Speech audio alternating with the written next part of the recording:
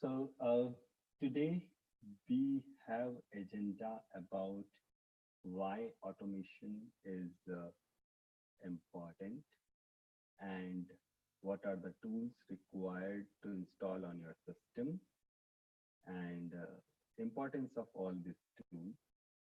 And we'll talk about HTML, we'll talk about Selenium, and we'll talk about why programming language is required and especially programming is not that much tough that we think. And obviously, you have to put your time, you have to invest your time to learn something. Okay, so let's talk about, because we have to set the tone for the coming session, let's understand why automation is important. So you must have heard about any software development life cycle, any software development model. So for example, there is one model called waterfall model, and there is another model called, let's say, the rapid application development model or the agile way of doing software development, or nowadays we say it like iterative and incremental model. So let's talk about that thing first. So what is software development life cycle first of all?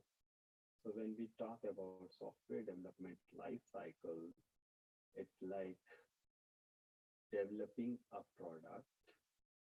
I'm writing it in shortcut, software development life cycle. And what are the main things we have when we develop any product, when we work on any project? Generally, what happens is we do requirement gathering, right? And then we do analysis, obviously, about all the requirements.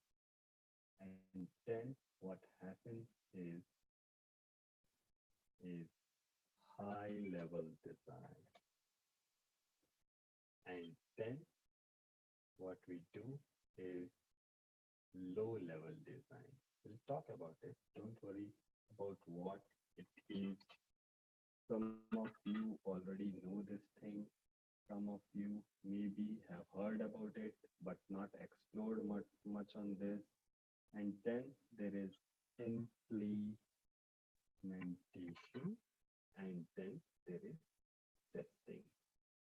So this is like conventional way of making a product. And then maybe the next thing is once the testing is done, it will be like delivery. And then maintenance. I'll talk about these things in detail, but let's see what it is. Okay, so let's talk about this thing. So whenever there is any requirement, let's say there is a company who say, let's say shoes. They make shoes and they want to make a website so that they can sell their shoes over internet on e-commerce, something like this. They want to make a website so that the end customer can see their product and they can purchase the customer can purchase it. So what they will do, they will go to a software development company, which we say IT company, or the IT company will approach to the shoemaking company. In both ways, it's fine. So there's always two parties. One party who want to make, who has something, who has some requirement. They want to make their website. They want to make some kind of software. And there is another company who makes the software actually, right? So, so the company who makes the software is IT company will gather all the requirement because it is important to know what are the things they want, how the user interface will look like, whether they want some data to be stored in database. Then there will be like technical things, like what technology they will use, right? How much is the customer base? What kind of server is required? So those kind of requirements are gathered, and then analysis happens. In the analysis, again, we check whether the requirement is feasible to be implemented or not. It is further analyzed based on like technical things, how much time it will take, what resources we require, and based on that, on every phase, there is some deliverable. So there is some output comes which goes to the next level. So this is like the first level is requirement gathering, second level is analysis, third level is high level design, low level design. So what happens? You can relate it with, let's say, when you want to, let's say you want to make your own house. So what you do is you gather your own requirements. Like, okay, I want to make this kind of house which have, you know, this is the space.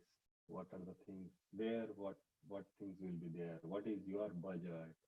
And then you further analyze that, okay, this is my requirement, but whether it is actually feasible or not. Right? You want to make three-story building, but by law it is feasible or not. Then there will be high level design. So what is high level? Generally you go to the architects to to to to you say your requirement, and then they'll come up with some kind of design, and that is called a high level design. And then there will be detailed design about, okay, what will be the size of your window, door, kitchen, bathroom, everything. So in the same way, in the in the in the software also it happens like it, we have to make everything, mm, to, so that the people who are working on different phases will be able to understand what they have to do. So in the high level level design, let's say the whole data flow, how your system will interact with other systems. For example, let's say, yeah, you have one web page and you want to integrate the payment gateways, right, with your website. So there's again a interaction with some other system, or maybe in your system you want to download something. So whenever you click on something, some PDF document should get downloaded, or print option should be there to print that particular page. So that's the interaction with different systems. How this is going to happen is designed at high level design. The lower level design, again, it is like detailed thing about different modules and components. And there is implementation. Implementation is nothing but coding, actual coding. So once it is implemented, and then testing happens. This is what I'm talking about, the waterfall model, where it's a conventional way, the older way of developing a product. And once the testing is done, generally it is delivered to the person or the company who asked us to create this product. Then generally what happens, they will suggest something new thing, some new thing or some changes. So maintenance goes on. Maintenance means making some changes and then delivering again.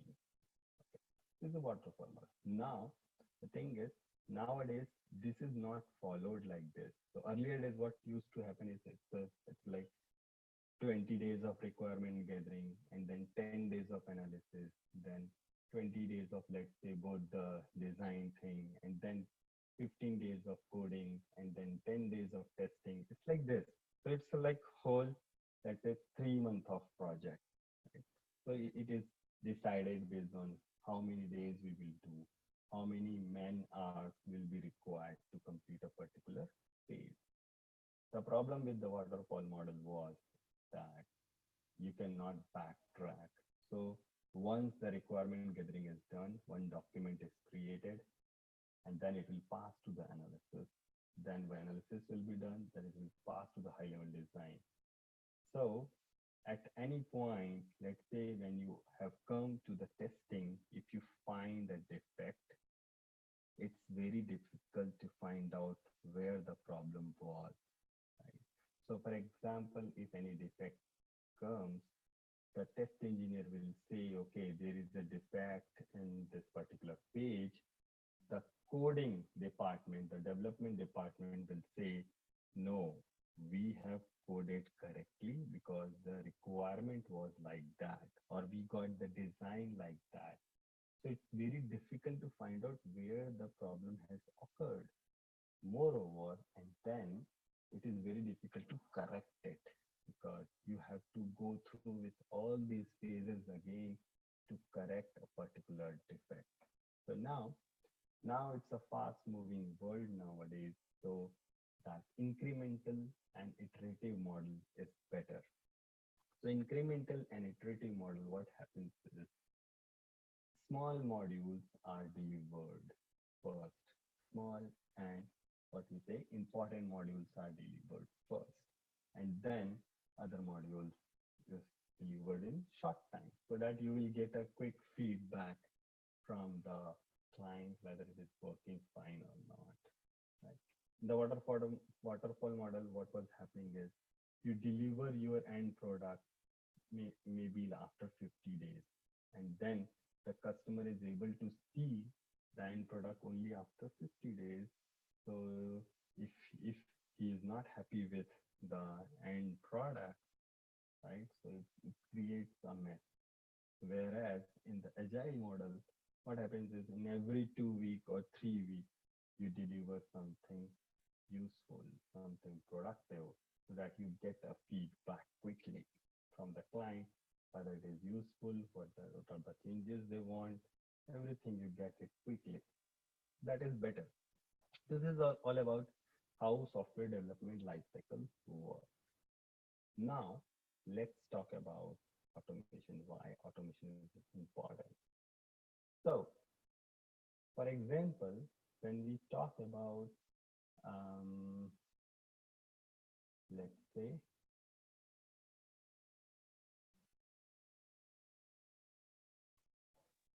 iterative model. So how iterative model works. So for example, let's say there is a website. I'll open our own website here. So for example, we have a website which is not completed. We are still making this website. We have an older website, but we are migrating to a new website here. So for example, let's say there is a website and you want to make this website as some training institute, and you will go to one software development or web designer that I want this kind of website. So what they will say that we will create this module by module. So on the first 10 days, they will create, let's say, this page, why testology page, and then they will create the about us page, and then they'll create some other content, right? So it's like part by part. So what happens generally is it happens on part by part. So let's say this is a bigger module, so and then they will deliver another module. So it's like this, another module, and then they will deliver another module in 2 weeks. Sorry. So for example, this is what module 1. Sorry. So for example, let's say this is module 1, and then this is module 2, and then we have another module.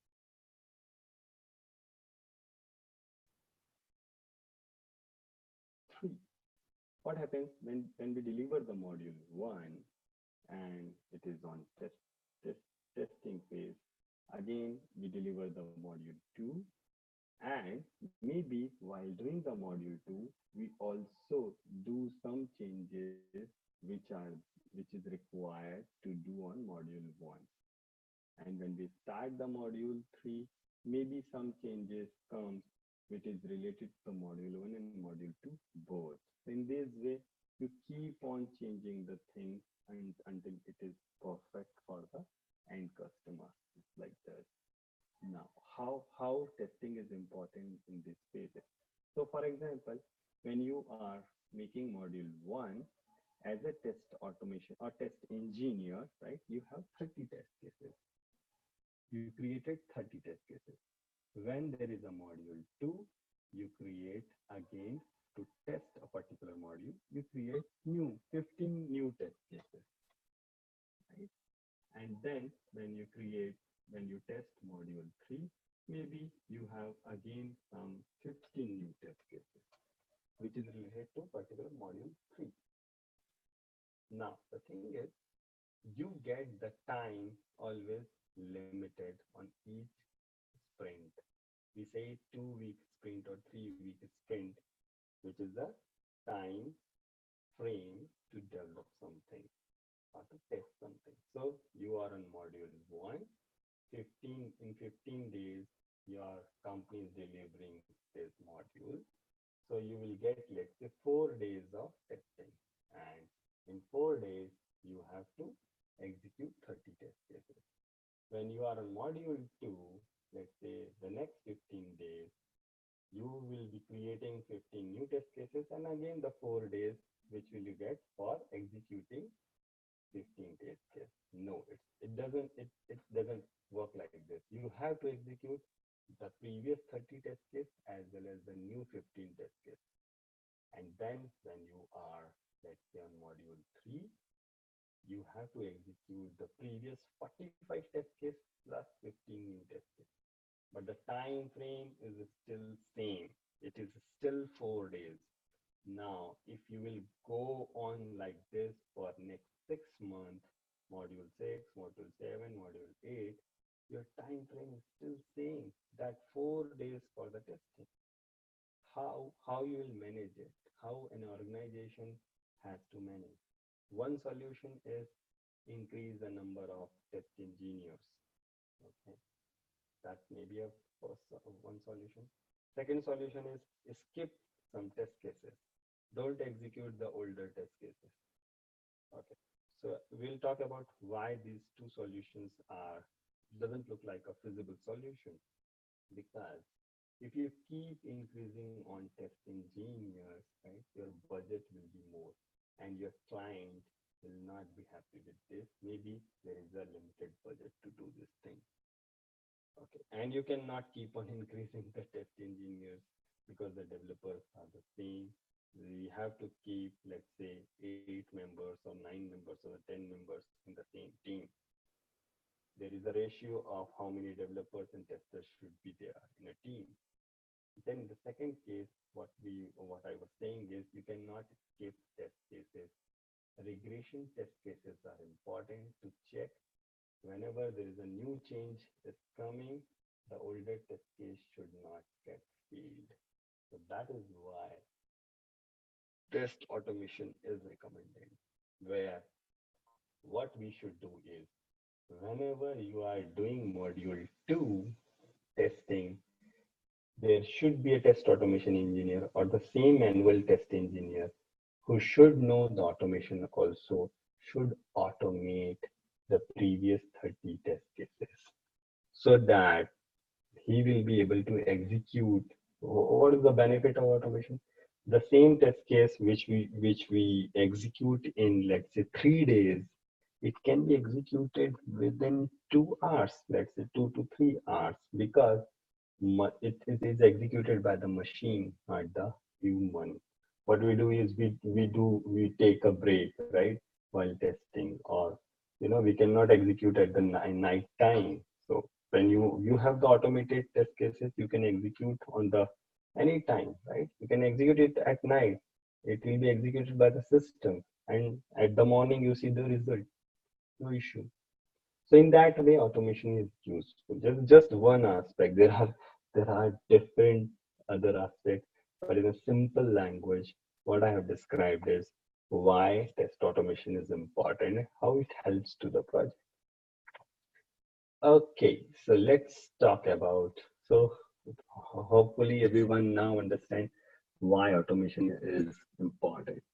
Not from the learning perspective, I'm talking about how it is helping to the project and how it is like helping on the budget as well, how it is helping on saving the human effort and saving the time as well. Fine. Now we'll talk about the real stuff. What are the tools required to install on your system? So first thing is Notepad++. It's the brother of Notepad. So the thing is how to. So what is Notepad++? It's same as Notepad, but with good features here. So for example, I'm working in Notepad++ only here.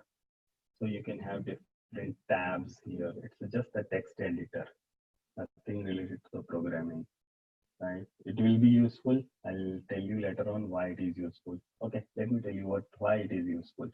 So let's say if I write a normal HTML code, I'm writing here HTML, a very simple HTML code. I'll talk about what is HTML also. So let's see what I'm doing as of now.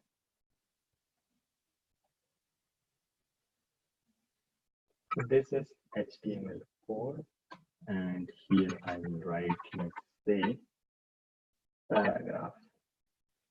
P tag means paragraph, and I'll write hi, welcome to my technology session, something like this. Now, this is looking in a very simple, pure text, but in Notepad++, you can select the language. So there are thousands of languages. I want to select this code as the HTML code. So once I write it as a HTML code, you see the color is changed, right? And it is working based on this. So if I'm on the body, my mouse is on my body, we're seeing what is its start point, what is its end point. So if I'm hovering over here, it's saying this is the start, this is the end, this is the start, this is the end, this is the P start, this is the end. Right? It's very clear how it is working. Right? So in that way, what I am saying is this thing is very important, and you can select the language like HTML. If you are working the XML, whether you are working on the JSON file or Java, it will be very helpful. So you should install Notepad++. Let me tell you from where you have to install, because we should always install the things from the genuine website. So this is the website, Notepad++ home, and here there is a download option. You click on it and install it. It will be installed. Okay. Next thing is you should have Chrome browser. And why you can use any browser, but I'm just recommending to use the Chrome browser for searching or anything. Okay, so you can install the latest Chrome. Probably you all have already. Then we have to install Java 1.8 JDK. Though there is a newer version available, what we want is we want to work on that stable version. So how to install Java 1.8 JDK? You just write the same thing, Java 1.8 JDK. Just enter on the Google. The very first website is Java SE Development Kit 8 from the Oracle. This is the genuine website. From here, you will go. Don't do it right now. Just listen at what I'm doing. Just see where we are in this. So you have to install Java SE Development Kit 8. Don't install the latest version. I'm saying again, just 1.8. Here you have to accept the license agreement and check which version, which type of system yours is. So for example, if your system is Windows x86, install this version. If your system is Windows x64, install this. How to get to know what kind of system you have? Just go to the folder structure and on right click on my computer or this PC and go on properties. Once you go to the properties, you will be able to see what kind of system it is. So my system is x64 based system, 64-bit. It's not x86, right? So in that way, you have to check what kind of system it is. So my system is x64, I'll download this. Okay, so what is Java Development Kit? That I'll explain in the next class. As of now, we have to just understand that what are the things are required. So once you install it, you just have to click on next, and you will install it. No problem. If you get any issue on installation, try to use Google, try to use query like how to install JDK 1.8, something like this. You will get some video. You will get some video to how to do that thing. Then JRE 1.8. So JRE is Java Runtime Environment. Same thing, JRE 1.8 download. Just search on Google. You will have again the link from the Oracle, and then you will get the same process here, but this time you are installing JRE, not Java SE Development Kit. It's runtime environment. You have to accept it, and then you have to install a particular version.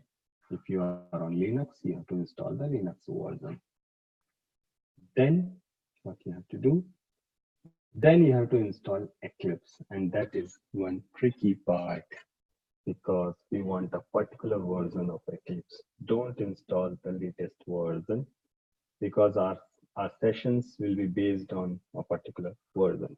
Though it will work on the latest also, but I'm just recommending to work on a particular version. So for example, Eclipse 2018-09 version. So there are Eclipse package, very first link, you have to click, and then they will. So here is the option, download 64-bit. It's saying you have to click there, and then it will not download this thing. It will download the installer only probably. So once you install it, then what you have to do is you have to select a particular.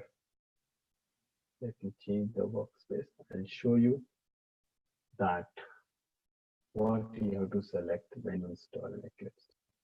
So you have to select Eclipse for Java developers.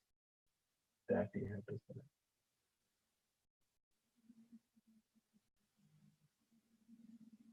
So for example, my version is, I'm going here, I'll show you. So you should select Eclipse IDE for Java developers. This thing you have to do. So there are different versions of Eclipse. Eclipse for mobile developers, Eclipse for test engineers, Eclipse for C++ developer. There are a lot of versions. There are a lot of flavors available. You have to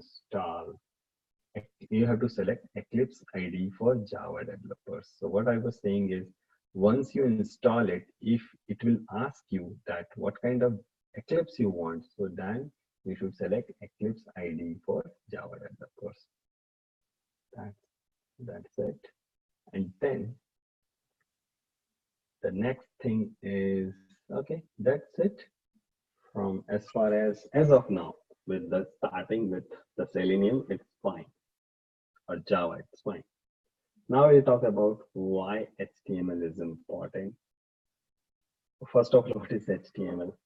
So HTML is the code, HTML code, if you heard about it, the script which runs on your browser.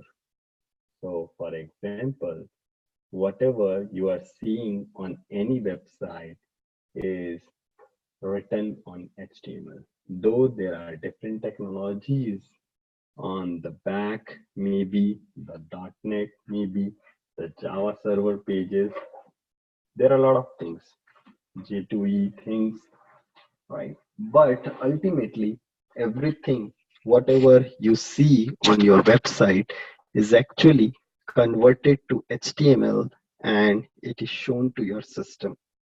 So why I'm saying this? How to see the code of a particular website is you can just right click here and view page source. When you do view page source, you'll be able to see something, some coding here, and it is actually HTML code. Okay. We'll talk about why everything is HTML code, how it comes to your browser, that thing on the next session. But try to understand that everything is whatever you see on your web page is actually HTML code. So that's why learning HTML is also important. I'll talk about how to learn it also, but as of now, try to understand HTML is important, and learning is also not hard. You can learn HTML very easily. Then, why Selenium is good thing to learn in detail. So for example, you must have heard about C language, right? So what we say is the C language is the mother language of all other languages. In the same way, you can say Selenium is a good thing to learn. Once you learn Selenium, in future you will be able to learn any other language, any other test automation tool, any other automation script. If you want to write, you'll be able to write it because you will be able to relate with Selenium. That if it is happening in Selenium in this way, now how it will happen on some different tool. So it's easy to learn any other thing if you know Selenium. It's like this. Okay. Why good programming languages knowledge is required? Yeah. Why? Because ultimately, when you write test automation code, it's about um, how good you are on programming, how in a good way you can present your code, and how efficient your code is on automation. Don't worry about it. That's why I'm here to help you on learning programming language. And it's fun to learn this thing, but you have to invest your time. You have to invest your time on learning this thing. You have to invest your time to learn the things systematically and learn the things in like chapter wise. Gradually you have to grow on different things. You have to challenge yourself to write some code, right? But we'll see how to do that thing. So if we'll talk about self-learning thing, our course is like, it is it I'm not talking about what I want to cover. It is what I am expecting from all of you to start doing it. And first thing is HTML. It generally takes 30 hours to learn, and you have to learn it on your own. I'm here to help you on all the ways possible, but you have to learn it on your own. Start learning. I'll talk about how to start learning on this. Then there is CSS. CSS is related to the style, what you see on the HTML, what color you see, what font you see. So for example, this is the website. You are seeing a logo here, right? The font size of this Eclipse 2081809 is different from all other font size here, right? There is a bullet here. So this is called list. There are a lot of things to learn on HTML. And why it is important? I've already talked about this, that because you are playing with the website and website is made of HTML. So it's good to know about the HTML, then only you'll be a good test automation engineer. Then there is JavaScript. We'll talk about it. Don't worry about it as of now. And then there is core Java. So the first three things is about website only, how to create website and all. Then there is a core Java, which will help us to automate our code. And there is Selenium. So what I'm talking about, you have to invest your own 60 hours apart from what I will take for, let's say, 55 to 60 hours session for you. You have to put your own effort as well. So for example, let's see how to learn HTML. So there is a website. I recommend this website to learn from W3 schools. And then there is HTML tutorial. Once we click on the HTML, there is learn HTML link. So from here, there are chapters, HTML home, introduction, editors, and all.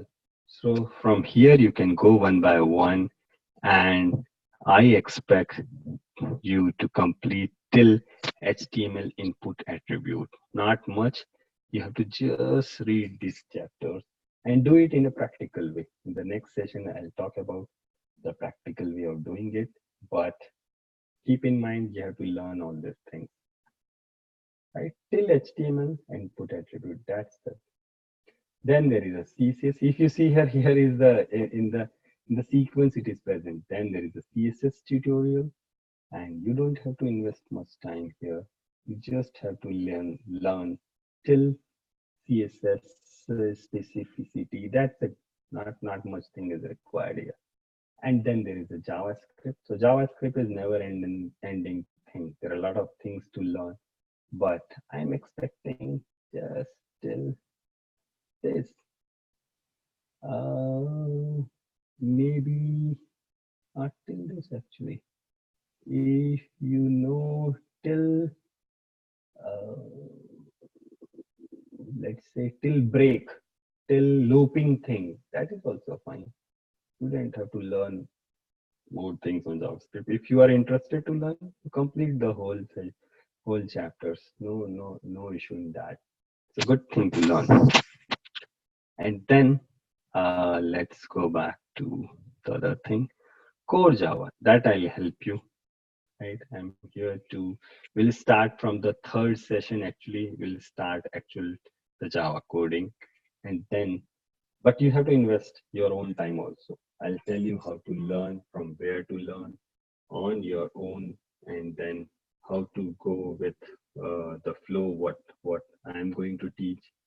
And then Selenium, you have to invest at least, this is what I'm talking about, the at least 60 hours. 60 hours means daily 1 hour at least to go for the Selenium. Okay, so this is about self-learning, and our day one agenda is fine. So let's open for the questions. I will stop the recording. Let me stop and then we will start. So I'm stopping the recording.